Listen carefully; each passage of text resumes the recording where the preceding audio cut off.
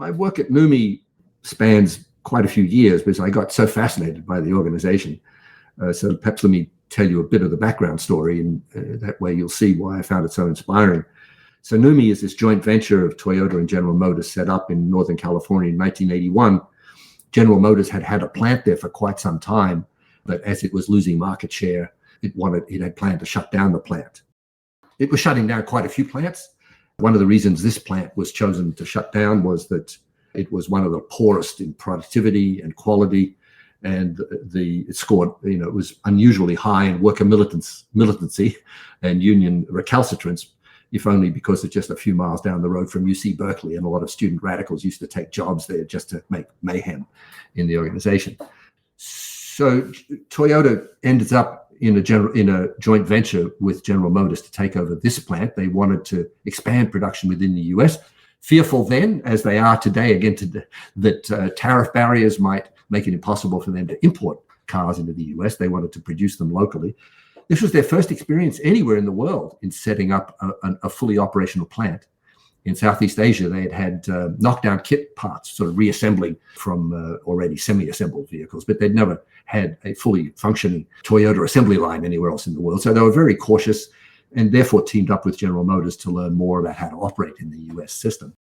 Because it had been a UAW unionized facility, Toyota had no choice but to accept that the UAW was going to be representative of workers in the plant.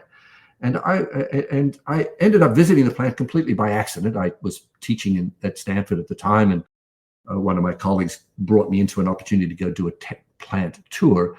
And I was just fascinated by the extreme discipline of the work process I saw on the assembly line, the extraordinarily detailed sort of orchestration of workers' movements second by second. The incredible efficiency of the operation was really quite striking. And then the workers I spoke to told me how much they liked working there, how much they preferred working there to GM, how much better their lives were, how much safer their work was. And I was just, as you can imagine, as a Marxist coming into this plant, I was very intrigued to learn more about how it operated. So the trick is not that complicated. The Toyota people developed it. We can talk about why and how Toyota developed this approach in the post-World War II development. But basically, we need standards of a very detailed kind. We need them to be implemented with a lot of discipline if we want to produce cars of high quality. We need these standards to be ones that are constantly evolving too, so we capture new quality problems as they emerge. The only realistic way to do that is if workers themselves buy into the standards, develop those work standards with us. And so they invested a lot of money in training workers. They create time in the work week for workers to refine those standards. They create incentives for managers to encourage workers to develop refinement proposals, improvement suggestions. And I thought this gave me a vision of standardization that was compatible with workers' well-being and self-development. And talking to workers at NUMI, I was just flabbergasted to see how many of them valued working there, especially in comparison with the old GM days. Even though the evidence was very strong that on average in the GM days, they worked roughly 35 seconds out of 60. If the assembly line was operating at around about a 60 seconds per car cadence, on average, it seemed like the workers at the GM plant were working about 35 out of those 60 seconds. And the other 25 seconds, they were goofing around, catching up, having a smoke. It wasn't very hard work for the main part, which is one of the reasons quality and productivity were so lame at the GM plant. At NUMI, the guideline is that you're going to be working 57 seconds out of that 60 cycle. But we need you to help us work out what the most streamlined way of accomplishing that task is, what the safest way of doing it is, what's the way that's going to put less stress on your body and less risk of quality screw up on the vehicle. So I thought, dang, this is pretty interesting, right? Empowered by a strong union that the management could not escape, right? And a union capable of shutting down the plant anytime they wanted, right? They developed a process for developing and implementing these standards, which was very compatible with workers' interests. So this opened my eyes to the idea that at least this one feature of a kind of large, complex capitalist corporation, standardization, such a critical element of the whole business of bureaucracy, right? That standards could be developed and implemented collaboratively, struck me as really of immense significance. Of course, there are other contradictions, even if this particular element of the NUMI system is broadly compatible with workers' interests. There's all sorts of other contradictions beset the system. NUMI was very unusual for Toyota in having such a strong union and a management team from Toyota very interested in finding ways to accommodate themselves to American workers. In other Toyota plants subsequently, in the US, in Canada, elsewhere in the world, they've not often been confronted by strong unions, and lean production's often taken a more coercive form in their own plants. But as your conversation with Matt Vidal kind of revealed, lean production, even though it's a pretty well-established body of management principles, gets implemented in very different ways in different settings. As I said, NUMI was particularly interesting because I saw a way it could be implemented in a way very compatible with workers' interests. And you ask yourself when you visit a plant like that, how would a socialist automobile plant look much different? I mean, one thing would be you'd figure the union would be more actively involved in strategy, right? They would be involved in making top-level policy decisions. Management at various levels would be paired up with direct bottom-up worker representatives to ensure their decisions were appropriate. But the work itself, I don't know. I spent some time studying Volvo's efforts to humanize work in Sweden. That was the main, if you will, competing model to the lean production model, sort of semi-autonomous teams of workers who could assemble a vehicle from the ground up, sort of working as a kind of collective craftsman, as it were. That was their Volvo's idea of how to humanize work and overcome some of these tensions. And if the efficiency just isn't there. You can't produce a car anywhere nearly as efficiently or with the quality consistency in that model of production as you can in the Toyota system. Now, if the productivity difference was small, you might say a socialist world will opt for the Volvo model anyway, right? So screw the extra productivity. What's the big deal? Let workers enjoy themselves on the job, have a job that's less kind of repetitive, monotonous, and all the rest of it. But if the productivity and the quality differentials are big, a socialist community is going to tell these auto workers, you know what, buddy? No, we don't work for our self-enrichment, our self-expansion. Well, work is a pain in the neck, but no, you can't make us pay $5,000 more for the vehicle just so you guys can only have to work 35 seconds out of 60. That's not an acceptable socialist proposition. And so what would a socialist automobile plant look like? My guess is it probably would need to be kind of a mass production type model, but offering workers the kind of control and input that we saw at NUMI, it expanded and enhanced, perhaps along, at higher levels of management. But that this at the workplace, I'm not sure workers would look that much different. If workers have an opportunity to improve the materials, to make suggestions on the product, to move from job to job, so they're not just stuck in one job forever, that to have a management that is willing to sort of accommodate workers' developmental interests, and so not leave them stuck on the same job for years and years on end. All that, but all of that's doable at NUMI. So I found this fascinating from that point of view. Yeah, so I was kind of surprised when I was reading your book. You said that you didn't consider Toyota to be a high road company. That struck me as interesting. Well, Toyota is a very mixed bag. And by the time I was writing the book, it was a long time after I was writing my initial articles about Toyota. I would say NUMI, you might argue, was something of a high road case. But Toyota as a whole, it's hard to characterize as a high road company. Their commitment to sharing power with workers is very modest. It'll under these peculiar circumstances in Northern California back in the early 80s, this made sense. But in Kentucky, at their second plant, it did not make sense. And yes, workers at Kentucky, the job's not hell. Toyota still understands the importance of workers' engagement.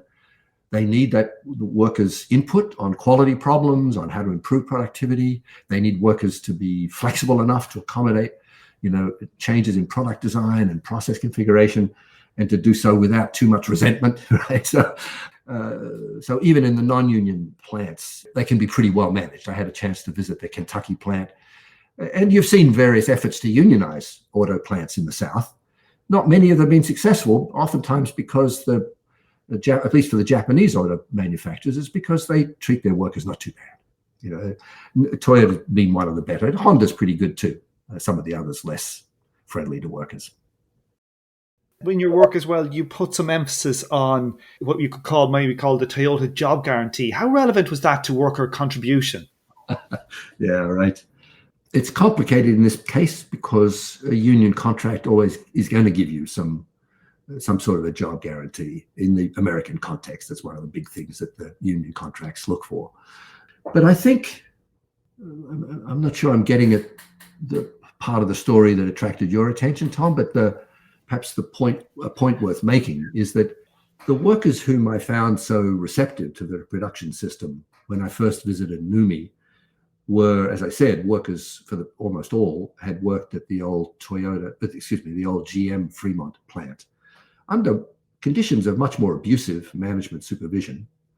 When the plant shut down, it was very traumatic for the workers in the plant. There were no decent jobs in the vicinity for semi-skilled workers of the kind they were. So if you try to get a job in the local in context, you were going to, I think the estimates were people typically lost something like 15% of their earning power or more. I forget the numbers, forgive me. But you also had the possibility, if you had enough seniority, to move to another GM plant. Quite a few workers moved to Oklahoma City and others at the cost of enormous disruption to their family lives, sometimes leaving their family in California because they weren't sure how long this was going to last. They'd leave their family in California, move to another city themselves and try to somehow make that work. So it was a very traumatic experience for workers when the whole plant shut down and before Toyota reopened it with the GM joint venture. So many people wondered when the plant reopened under Toyota management and the workers were recalled because the union was part of the program. The old GM workers had recall rights, so the plant was staffed with these same GM workers who'd been through this traumatic experience. And many when they first announced, the productivity and quality results after a year or so, everybody was astounded at how terrific they were. I mean, it was just extraordinary, the level of productivity and quality they achieved. But many critics on the left said, well, yeah, you beat up workers that bad, you beat them to a pulp, you send them to Oklahoma City, you destroy their lives, they come back. Of course, they're coward. They're going to just, they're going to be exemplary workers, just because they want to keep their jobs. Well, the reality is that this productivity and quality just kept on improving for 10, 15, 20, 25 years subsequently. This was not workers who were just fearful of losing their jobs. That whatever great gratitude workers may have felt having their jobs back, they would have very quickly reverted to their old patterns of behavior if management had reverted to its patterns of behavior. It was only because they came back and found a different set of managers who had a whole different management philosophy and practice that workers could respond the way they did in this more positive way. It wasn't. So initially, I'm sure there must have been enormous relief to finally have your job back. But the goodwill engendered by that would have rubbed off very quickly if they would have, returned to the abusive kind of supervisory situations that they had experienced at GM Fremont.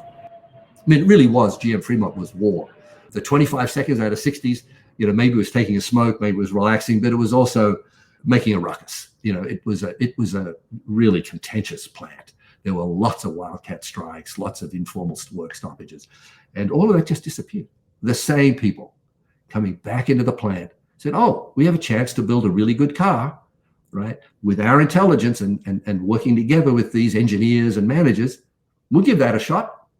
And, and it did. It worked for a long time until market conditions. Well, a few things happened. Firstly, Toyota started expanding its international plant. The managers who'd acquired this experience at the NUMMI facility were very valuable players for Toyota because they could seed the new plants with those experienced managers. But as a result, NUMMI ended up losing a lot of its original managers, replaced by American imports who did not share that same training and socialization into the NUMI philosophy, into the Toyota philosophy. So they lost a lot of traction at NUMI itself with the replacement of the management teams. And then in these other facilities, of course, Toyota's a big company buffeted by market conditions, as they all are. And at some point, it just became not economically rational for them to sustain this NUMI plant. It was a relatively small plant, and they just shut it down. So, all that, the contradictions of capitalism do eventually manifest themselves. Yeah, so just a quick question again, just going back to what you talked about at the Uddevalla plant in Volvo. This idea of building the car in one place, two people building a car in a day or whatever. From what I've seen, it'd be interesting to hear what you know about it, that there was little standardization of work methods in it, that it was more free-form, the emphasis was more on a de-alienated work than standardizations. Did they ever get a chance towards working to standards? Because you could imagine from a say a TPS kind of point of view, or from a flow point of view, it would seem to be a different problem of flow to optimize. Not that a particular form, it's obvious which could have the highest optimization. Yeah, maybe my thinking on this is too simplistic, but in my mind, it boiled down to a very simple proposition. I can perfect a sequence of activities that run 60 seconds. And I can standardize that so that over the course of a 8-hour shift, I've got that pretty much down. You stretch that out to 3 minutes, I can probably keep a fair bit of consistency over 3 minutes. But now you're telling me that me and my buddy are going to build a whole car from the components up over the course of a 7-8 hour shift. You want me to remember the standards that that enable me to achieve this level of perfection in the final product? That doesn't make sense.